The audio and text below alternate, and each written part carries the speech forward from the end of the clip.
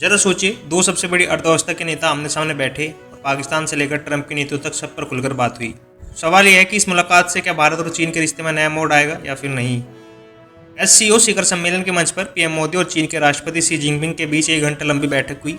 यह उनकी पिछली 1 साल में दूसरी मुलाकात है। पहली बार दोनों अक्टूबर 2024 में रूस के खजाना में मिले थे, लेकिन इस बार दाव बढ़ा था क्योंकि चर्चा सिर्फ सीमा तक सीमित नहीं रही बल्कि आतंकवाद से लेकर वैश्विक व्यापार तक पहुंच गई है।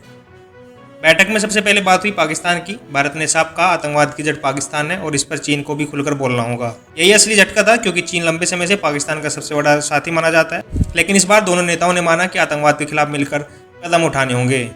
पीएम मोदी ने साफ कहा रिश्तों को सहज बनाने के लिए सबसे जरूरी है सीमा पर शांति। यानी चीन को संकेत किया गया कि बॉर्डर पर भरोसा बहाल किए बिना रिश्ता आगे नहीं बढ़ेंगे। यह लाइन जनता के दिल से जुड़ी है क्योंकि सीमा पर तनाव का असर हर भारतीय की सुरक्षा भावना पर पड़ता है।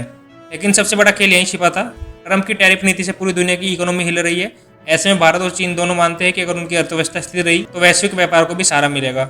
दोनों नेताओं ने व्यापार घाटा घटाने, निवेश बढ़ाने और पारदर्शिता लाने पर सहमति जताई। यही नहीं, सबसे दिलचस्प पल जब आया जब पीएम मोदी ने जिनपिंग को 2026 में भारत में होने वाली ब्रिक्स शिखर सम्मेलन में न्योता दिया। शी जिनपिंग ने धन्यवाद दिया और पूरे समर्थन देने का भी भरोसा दिया। इसका मतलब साफ है, भले ही दोनों देश के बीच मतभेद, लेकिन भविष्य के मंच पर साथ आने की कोशिश जरूर हो रही है। दोनों नेताओं ने माना कि मौजूदा वैश्विक माहौल में स्थिरता लाना सिर्फ भारत और चीन जैसे देश के हाथ में ही है। सोचिए, दुनिया की सबसे बड़ी आबादी वाले दो देश अगर मिलकर आगे बढ़े तो पूरा ग्लोबल इकोनॉमी का नक्शा बदल सकता है। तो अब सबसे बड़ा सवाल आपके लिए है, क्या आपको लगता है कि भारत और चीन सच में भरोसेमंद साथी बन सकते हैं या फिर यह सिर्फ एक कूटनीति है दिखावे के लिए।